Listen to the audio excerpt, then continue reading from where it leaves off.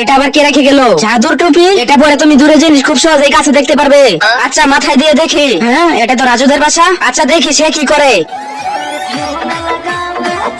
আরে এটা আবার কেমন ডান্স করতেছে? আরে এটা তো স্যারদের বাসা। দেখি স্যার এখন কি করে। আরে তোর কাজ কামে একটু মন নেই। আরে সে তো মাইর খাইতেছে। এই ক্যাব তো আসলে কাজের। আরে বাচ্চা সরি আজকে লেট হয়ে গেছে। হ্যাঁ স্যার বাথরুম পরিষ্কার করলে তো লেট হবে। আরে হ্যাঁ তোকে আবার কে বললো? আরে কেউ তো আবার দেখি বলবে না। এ ব্যাগের মধ্যে কি রাখছে দেখি তো একটু।